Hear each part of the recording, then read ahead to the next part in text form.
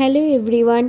কালী পুজোর পরের দিন সকালবেলা আমি, বাবা, মা তিনজনে রেডি হয়ে বেরিয়ে পড়েছিলাম হাওড়া যাওয়ার জন্য। আমার বাবার পুরনো বাড়ি হাওড়ায় থাকায় আমরা মাঝে মাঝে হাওড়াতে যাই ঠাকুর দেখার জন্য।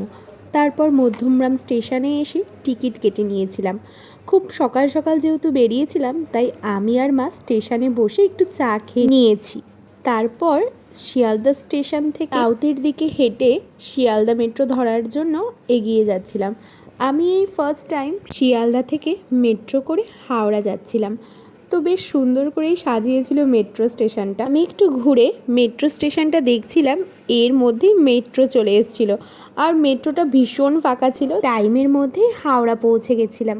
তারপর বাড়িতে একটু রেস্ট নিয়ে হাওড়ায় যেখানে পুজোর জন্য আমরা এসেছিলাম সেই মণ্ডপে গেছিলাম ঠাকুর দেখার জন্য। প্রতি বছরই এখানে ভীষণ বড় করে কালী পুজো হয়। তারপর ঠাকুরকে প্রণাম করে আমরা ক্লাবে এসেছিলাম। সেখানে আমাদেরকে ঠাকুরের ভোগও খেতে দিয়েছিল। বাড়ি আসার সময় আবার আমরা একটু ঠাকুর দর্শনে গেছিলাম। সেখানে গিয়ে তখন দেখলাম ঠাকুরের আরতি চলছে। এটা দেখে আমরা আবার বাড়ির দিকে চলে আসলাম।